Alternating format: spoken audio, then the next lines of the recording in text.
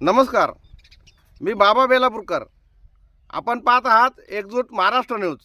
राहुरी नगर पाथर्डी विधानसभा पोटनिवडणूक 2026चे वंचित बहुजन आघाडीचे उमेदवार चोळके संतोष एकनाथ यांच्या प्रचारार्थ राहुरी शहरात वंचित बहुजन आघाडीचे राज्य महासचिव प्राध्यापक किसन चव्हाण हे आले असता आमच्या हाती काही चलचित्र आले असून आम्ही ते तुम्हाला पुढे दाखवित आहोत.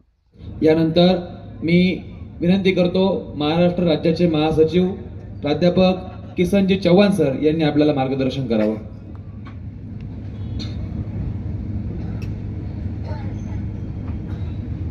राहुरी विधानसभा पोटनिवडणुकीचे वंचित बहुजन आघाडीचे अधिकृत उमेदवार संतोष एकनाथ चोळके या प्रचारासाठी आपल्या सर्वांना मार्गदर्शन करण्यासाठी उपस्थित असलेले या राज्यातील देशातील तमाम शोषित वंचित उपेक्षितांचं कवचकुंडल आपल्या सगळ्यांचा आधार आदरणीय बाळासाहेब आंबेडकर विचार मंचावरती उपस्थित असलेले उमेदवार संतोष चोळके आणि वंचित बहुजन आघाडीचे सर्व आमचे पदाधिकारी, जिल्ह्याचे पदाधिकारी, तालुक्याचे पदाधिकारी आणि आपण सर्व उपस्थित असलेल्या मतदार भावांनो आणि बहिणी, सर्वांची भाषणं आपण अत्यंत शांत चित्ताने ऐकलेली आहे. आपला अहिल्यानगर जिल्हा हा साखर सम्राटांचा जिल्हा आहे, प्रस्थापितांचा बालेकिल्ला, सहकार साखर कारखानदारीचा बालेकिल्ला, ग्रामपंचायत, सहकार सोसायटी, कारखाने, जिल्हा बँक, शिक्षण संस्था, मार्केट कमिट्या, कृषी उत्पन्न बाजार समित्या, ह्या सगळ्या इथल्या कारखानदार आणि प्रस्थापितांच्या ताब्यामध्ये वर्षानुवर्ष सत्ता भोगणारी माणसं या जिल्ह्यामध्ये, महिन्यात 2 तरी खून या भागामध्ये, या जिल्ह्यामध्ये आदिवासींचे, दलितांचे, ख्रिश्चनांचे, मुस्लिमांचे होताना दिसतात. अशा या जिल्ह्यामध्ये राहुरीची पोटनिवडणूक लागते आणि तिथं ही निवडणूक सुरुवातीपासून बिनविरोध करायची असा घाट बांधला जातो. 2019ला जाणीवपूर्वक तुमच्या आमच्या मतावरती सातत्याने सत्तेमध्ये जाऊन बसणारे, आमची मतं घ्यायची आणि सत्तेच्या खुर्च्यांवरती जाऊन बसायचा आणि स्वतःचा कारोबार वाढवायचा, याला छेद देणारे गटारी सारखं हे राजकारण या राज्यातलं झालेलं असताना सर्वसामान्य उपेक्षित शोषित समाजातला माणूस निवडणुकीला सामोरं गेला पाहिजे, तो उभा राहिला पाहिजे, या हेतूने वंचित बहुजन आघाडीचा जन्म झाला. आणि आपण बघितलं की तेव्हापासून ज्यांना कोणी ग्रामपंचायतची उमेदवारी देत नाही अशांना वंचित बहुजन आघाडीनं विधानसभेच्या आणि लोकसभेच्या उमेदवाऱ्या दिल्या. आम्हाला माहिती आहे की हा जिल्हा वर्षानुवर्ष सत्ता भोगणाऱ्यांचा जिल्हा आहे. सगळ्या पक्षातली सगळी माणसं सत्ता भोगलेली आहे, त्यांनी एकमेकांची सोयरी आहे. कोणत्याही पक्षामध्ये गेला तरी तो कुठेतरी विरोधी पक्षातला असला तरी सत्ताधाऱ्यांबरोबर त्याचं नातं, आणि म्हणून या जिल्ह्याला सगळ्या सोयऱ्यांचा जिल्हा म्हणून ओळखला जातो. अशा या जिल्ह्यामध्ये राहुरीच्या पोटनिवडणुकीमध्ये आता सांगितल्याप्रमाणे अत्यंत गरीब कुटुंबातला मराठी समाजातला संतोष चोळके सारखा तरुण आदरणीय बाळासाहेब आंबेडकरांनी आपल्या समोर ठेवलेला. आपल्याला माहिती आहे साहेब, आमच्याकडे काँग्रेसमध्ये सत्ता भोगत होते तेव्हा देखील, काँग्रेसमधून भाजपमध्ये गेले तेव्हा देखील एक अलीबाबा आहे, लोणीचा अलीबाबा. म्हणजे काँग्रेसमध्ये होता तरी तो अलीबाबा, तो भाजपमध्ये आला तरी अलीबाबा. काँग्रेसमध्ये होता तेव्हा अलीबाबा आणि अलीबाबाची गुहा आणि त्याच्यानंतर 40 चोर. भाजपमध्ये गेला अलीबाबा, तिकडून इकडे आला, इकडे पुन्हा 40 चोर उभे केले. अलीबाबा आणि 40 चोर अशा पद्धतीचं वातावरण या जिल्ह्यामध्ये आहे. आता दिशाताईंनी सगळ्यांनी संदर्भ दिलेत. या जिल्ह्यामध्ये राहत्याला फक्त बाबासाहेब आंबेडकरांचा रिंगटोन वाजला म्हणून शेजूस नावाचा तरुण पोरगा रिक्षा खाली गाड्या खाली घालून ठेचून मारला.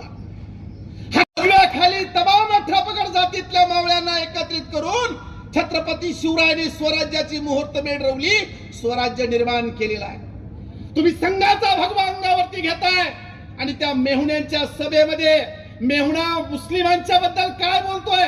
आजूबाजूला जर मुसलमान कुणी असतील, इम्रान भाई त्या रिंगटोन वाजवा जरा. तुम्हाला काय भाषेमध्ये बोलतात नगरचे आमदार, त्यांच्या स्टेजवरून दिशाताई तुमच्याच रामपूरचा तो गुंड, तो म्हणतो आमदारांच्या स्टेजवरती म्हणतो की श्रामपूरचा तो मुसलमान ठोकून काढला, ठोकून. मित्रांनो, समजायचं काय? कधी डोके ठिकाण्यावरती येतील आमचे? अरे जर सत्ताधाऱ्यांच्या स्टेजवरती जाऊन जर सांगत असतील तर आम्ही ठोकून काढलो, ठोकून काढतोय, तर मित्रांनो उद्याचं तुमचं आमचं भविष्य काय असेल? भविष्य करायची गरज नाहीये. आज मुसलमानांवरती अन्याय होतोय, अत्याचार होतोय, घरात बसतात. वर्षानुवर्ष तुम्ही त्यांना मतदान केलं, त्यांना पोचलं, अंगा खांद्यावरती खेळवलं, सत्तेच्या खुर्च्यावरती नेऊन बसवलं. कुठं आहे ते? तुमच्यावरती अन्याय होतो तेव्हा कुठं आहे? तुमच्यावरती अत्याचार होतो तेव्हा कुठं आहे? टिपू सुलतानचा नुसता चेटा ठेवला, आता दंगली झाल्यात. घरामध्ये जाऊन बसला, सुरक्षित झाला मुसलमान. कोण उभा राहिलं टिपू सुलतानच्या बाजूने? आमच्या तय्यब भाईंनी सांगितलं आता की कोल्हापूरला त्या पन्हाळगडावरती त्या किल्ल्यावरती आदरणीय बाळासाहेबांचा चिरंजीव सुजादादा तिथे जातो, ललकारी ठोकतो. औरंगजेबच्या मदारीवरती बाळासाहेब जातात आणि आव्हान करतात तिथल्या हिंदुत्ववाद्यांना की हा राजा होता, ते इतिहास बदलता येणार नाही. इथल्या हिंदुत्ववाद्यांना मी जाहीर आव्हान करतो, बघा हे पोस्टर. या पोस्टरमध्ये छत्रपती शिवरायांपासून बाबासाहेब, महात्मा फुले, अहिल्याबाई होळकर आणि त्याच्या सोबतच टिपू सुलतानचा फोटो लावलेला आहे. हिम्मत असेल तर का नाही विरोध केला? अरे हिम्मत असावी लागते. आम्ही लढणाऱ्या जमातीतली माणसं आहोत. प्रस्थापित आहात तुम्ही, आम्हाला माहिती आहे. पैसा आहे, सत्ता आहे तुमच्याकडे. आम्ही गरीब माणसं आहोत. वर्गणी केली संतोषला लोकांनी, वर्गणी करून स्टेज, वर्गणी करून प्रचार चालू आहे आमचा. लेकिन इतिहास लड़ने वालों का लिखा जाता है, गुलामों का इतिहास कभी नहीं लिखा जाता. हे सगळे आम्ही लढणाऱ्या जमातीतली माणसं आहोत. बाबासाहेबांनी इथल्या व्यवस्थेला ललकारी दिली. बाबासाहेब एकटे लढत होते. काल परवा जयंती झाली, हजारो माणसं रस्त्यावरती बाबासाहेबांचं गीत गात, बाबासाहेबांचा जल्लोष करत. अरे एकटे बाबासाहेब लढले त्या व्यवस्थेच्या विरोधामध्ये. ज्या व्यवस्थेला आमचा माणूस पण नाकारला, त्या व्यवस्थेच्या मुंडक्यावरती पाय एकट्या बाबासाहेबांनी दिला. बाबासाहेब म्हणाले मी मोडेल पण वाकणार नाही. तोच बाणा आदरणीय बाळासाहेब आंबेडकर महाराष्ट्रामध्ये घेऊन फिरतात. मी सत्ताधाऱ्यांबरोबर जाणार नाही, मी प्रस्थापितांबरोबर जाणार नाही, मी त्यांच्या सोबत बसणार नाही. मला इथल्या गरीब समूहांना ज्यांना ज्यांना नाकारलं, अशा सगळ्यांना, भटके असतील, आदिवासी असतील, मुसलमान असतील, ओबीसी असतील, या सगळ्यांना मला सत्तेच्या प्रवाहामध्ये आणायचं आहे. मोठा चेहरा तर आम्हालाही मिळाला असता, पण गरीब मराठा समाजातला की त्यांचाही वापर झाला, ज्या पद्धतीने मुसलमानांचा, बौद्धांचा, आदिवासी भटके मुक्तांचा झाला, यांचाही उपयोग झाला, वापर झाला. त्या समाजातला तरुण आपल्याला उमेदवार म्हणून दिलेला आहे. आणि म्हणून ही लढाई ही प्रतिष्ठेची लढाई आहे. एकीकडे भगव्या शाली अंगावरती घेऊन फिरणारे गुहा प्रकरण असेल, आमची मढी असेल, तुमच्या राहुल इथल्या जत्रेमध्ये दुकानं राहू दिली नाही. मुसलमान बांधवांनो, डोके उघडे ठेवा, डोकं शांत ठेवा, जागे व्हा. तुम्हाला वाचवणारा दुसरा तिसरा कुणी नाही. तुमच्या नंतर बाकीच्यांचे नंबर आहेत, सगळ्यांचेच नंबर आहेत. सत्ता त्यांच्या हातामध्ये आहेत. सत्तेच्या जोरावरती ते काही पण करू शकतात, डोळ्या पण घालू शकतात, मर्डर करू शकतात, खोट्या गुन्ह्यामध्ये दाखल तुम्हाला गुन्ह्यामध्ये घेऊ शकतात, कारण सत्ता त्यांच्या ताब्यामध्ये आहे. 100 पोलीस समोर होते आणि तो आरएसएसचा गुंड सभेत बोलत होता की आम्ही गोळीबार करून ठोकून काढला.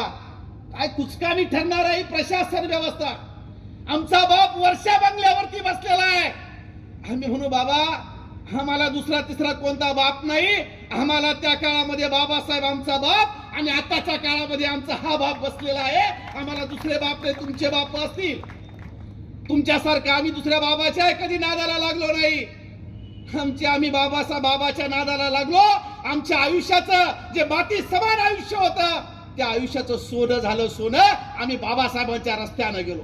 आणि म्हणून मित्रांनो, मला आव्हान करायचं, आम्ही फिरतोय साहेब, त्या भागामध्ये फिरल्यानंतर आम्हाला समजलं धमक्या सुरू झाल्यात. झोपडपट्टी मधले अतिक्रमण धारक, त्यांना धमक्या सुरू झाल्या की जर तुम्ही आमच्या विरोधामध्ये मतदान केलं, जर तुम्ही संतोष सोळके म्हणजे वंचितच्या उमेदवाराला मतदान केलं, 5 मिनिटाच्या आतमध्ये अतिक्रमण काढू. ही भाषा आहे.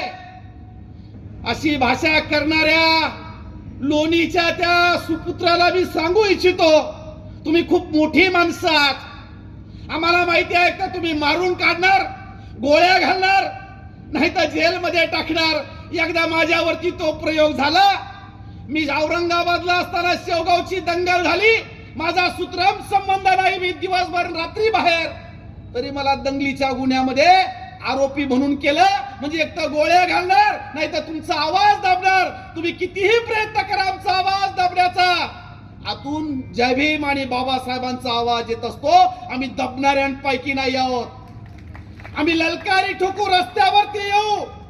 त्या सुपुत्राला मी सांगू इच्छितो की दादा रे, गोरगरिबांचे झोपड्या मोडण्यापेक्षा, आणि तो जर विचार तुमच्या डोक्यामध्ये आला हे लक्षात ठेवा, काचेच्या महालामध्ये राहणाऱ्यानं झोपड्यांवरती दगड टाकू नये. जर आमच्या झोपड्यांवरती, पालांवरती, पत्र्यांच्या घरावरती तुम्ही दगड टाकला तर फक्त खट असा आवाज येईल. पण जर यदा कदाचित आम्ही उलटा प्रयोग केला आणि तुमच्या काचेच्या महालावरती जर दगड फेकले तर नुसता खट नाही तर खटक अशा पद्धतीचा आवाज येईल. आमच्या नादाला लागू नका. तुमचा फुगलेला जो फुगा आहे तो फुगा नुसती टाचणी लावली तरी फुटून जाईल. गरीब माणसांची ताकद, याच गरीब माणसाने आम्ही अनेक सत्ता बघितल्यात, त्या सत्तेच्या जोरावरती अराजकता माजवलेली आम्ही बघितली, पण याच गरीब माणसांनी त्यांना मातीत घालण्याचं काम केलेलं आहे. आणि म्हणून वंचित बहुजन आघाडी सर्वसामान्य, सर्व जाती धर्मातल्या लोकांचा पक्ष आहे. आमचा प्रयत्न आहे. बाळासाहेब प्रयत्न करतायत, सुरुवात केलेली आहे.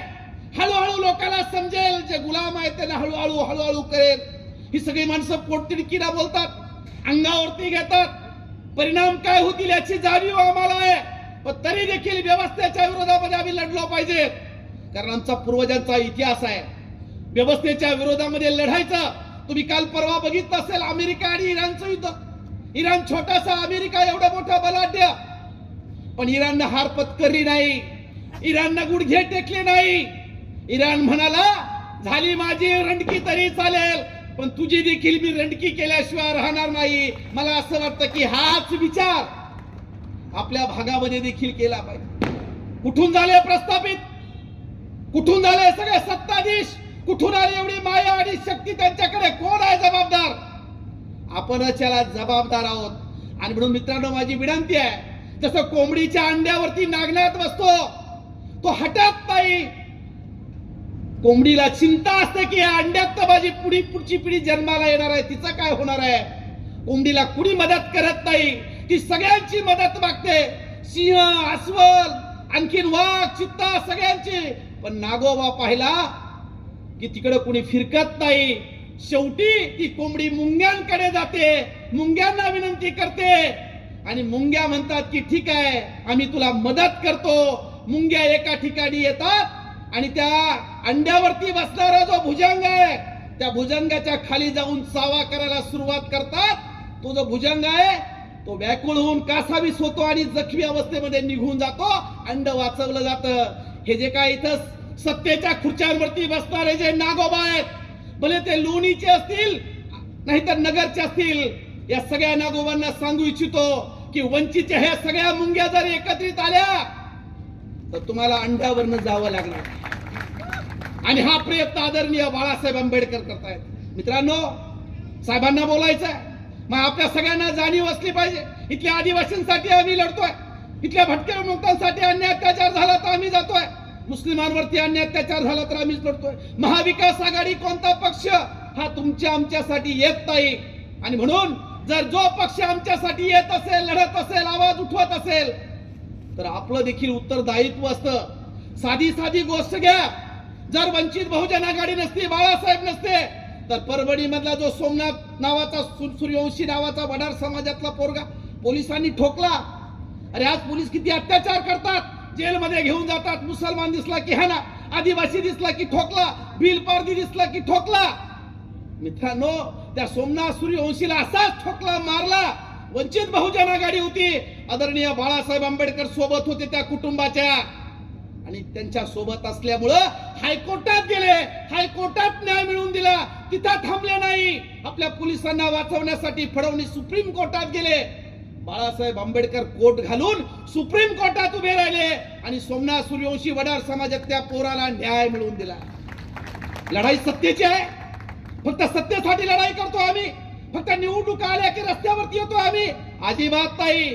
जेव्हा जेव्हा समाजामध्ये अन्याय अत्याचार होतो, गरिबांचे प्रश्न येतात, तेव्हा तेव्हा वंचित बहुजन आघाडीचा कार्यकर्ता खिशातला पैसा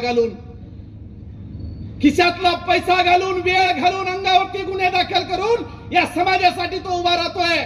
त्याचं उत्तरदायित्व म्हणून भविष्य काळामध्ये समाजानं त्याचा विचार केला पाहिजे, एवढी एक माफक अपेक्षा या ठिकाणी व्यक्त करतोय. आम्ही सगळे लढणारे जमातीतली माणसं आहोत, लढणार आहोत. ते सगळे मिलीभगत आहेत.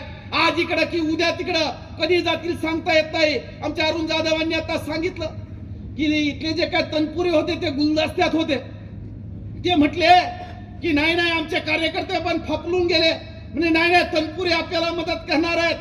अरे यांच्या सगळ्यांच्या फाईल वर्षा बंगलावरती फडणवीसांकडे आहेत. हे काय मदत करणार आहे? वर्षा बंगल्यावरती आणि फडणवीसाकडे या महाराष्ट्रातली फक्त एकाच नेत्याची फाईल नाही, आणि ते नेता म्हणजे आदरणीय बाळासाहेब आंबेडकर. आणि म्हणून आपण सगळ्यांनी बाळासाहेबांच्या सोबत उभं राहिलं पाहिजे. आमच्या घरांना, घर पाडणाऱ्यांना मी सांगू इच्छितो की इथं शिर्डीमध्ये जी जमीन आहे, तिथं इंचभर जमीन घ्यायची तर लोणीवाल्यांना विचारावं लागतं. तुम्हाला सगळ्यांना माहिती आहे. अरे त्या बाबांनी एवढा मोठा, त्या अशोक खरात नावाचा जो भोंदू बाबा आहे, त्यांनी एवढा काय धुमाकूळ घातला या महाराष्ट्रामध्ये, फुले शाहू आंबेडकरांच्या महाराष्ट्रामध्ये. त्याने शिर्डीमध्ये जमीन विकत घेतली. त्याला आशीर्वाद कुणाचा आहे? जर शिर्डीमध्ये तो बाबा आला असेल तर असे बाबा किती आहेत? नुसत्या एकट्याच रुपाली चाकणकरांचा बळी देऊन तुम्ही एक महिला म्हणून बळी दिला, त्यातल्या त्यात ओबीसी माळी समाजाच्या होत्या म्हणून बळी दिल्या. अरे पण बाकीचे गेले, त्यांचं काय? त्या अशोक खराताच्या मठात गेले आणि सगळे तिथून काहीतरी ते पिऊन आले. दिसत काय पिऊन आले? ते काहीतरी पिऊन आले. इथल्या पण नेत्यांचा त्याच्यामध्ये सहभाग आहे, ते पण पिऊन आले. असे खरात भोंदू बाबा आपल्या तालुक्यामध्ये जन्माला घालायचेत का? आपण छत्रपती शिवरायांचे मावळे आहोत, आपण बाबासाहेबांचे वारसदार आहोत, आपण बाबासाहेबांचे अनुयायी आहोत. छत्रपती शिवरायाने कधी कोणत्याच किल्ल्यावरती सत्यनारायणची पूजा घातली नाही. अमावस्येच्या दिवशी सगळ्या स्वाऱ्या केल्या, लढाया केल्या. त्यांची आम्ही मावळे आहोत. आम्ही अंधश्रद्धा पाळत नाही. आणि म्हणून जो संविधानवादी आहे, जो धर्मनिरपेक्षवादी आहे, जो अंधश्रद्धा पाळत नाही, जो सातत्यानं गोरगरिबांच्या समस्यासाठी, अडचणीसाठी धावून जातो, असा आमचा गरीब मराठा समाजातला उमेदवार संतोष चोळके आहे. त्याचं चिन्ह आहे. काय चिन्ह आहे त्याचं? काय चिन्ह आहे? हा, ते सुद्धा महागलंय आता. एफचिन फाईल मुळे. नरेंद्र कब मिलेगा सिलेंडर. पण आमचे संतोष भाऊ चोळके जर एकदा निवडून आले की या सगळ्यांचा हा माणूस बाप होणार आहे, बाप. आणि म्हणून आज अंधारामध्ये ओबीसीच्या नेत्याबरोबर चर्चा, मुस्लिमांच्या नेत्याबरोबर चर्चा. ठीक आहे, कुणाला ढोस काढावा लागतोय, कुणाला कर्ज काढावं लागतंय, कुणाला पोरग लावावं लागतं, कुणाचे काय काय अनेक प्रकार आहेत. आणि म्हणून सगळे दबावाखाली आहेत. फक्त एवढंच म्हणतात की सर आम्ही तुमच्या सोबत आहोत. मी सगळ्या दबक्या आवाजात असं म्हणणाऱ्या सगळ्या आमच्या नेत्यांना सांगू इच्छितो, संधी आलेली आहे. वंचित बहुजन आघाडी सातत्यानं तुमच्यासाठी आहे. त्याची परतफेड 23 तारखेला संतोष चोळकेच्या समोर गॅस सिलेंडरचं बटन दाबून वंचित बहुजन आघाडीला परतफेड करावी, अशा पद्धतीची अपेक्षा व्यक्त करतो. या ठिकाणी थांबतो. जय भीम, जय संविधान, जय शिवराय. धन्यवाद सर. आपण म्हटल्याप्रमाणे महाराष्ट्रातल्या सगळ्या नेत्यांच्या फायली जरी फडणवीसांच्या दरबारी असल्या तरी फडणवीसांना नेता मानणाऱ्या मोदीची फाईल बाळासाहेबांच्या हातात आहे. तिचं नाव इप्स्टीज फाईल्स आहे. तुर्तास एवढेच. भेटूया पुढच्या बातमीपत्रात. जय हिंद, जय महाराष्ट्र.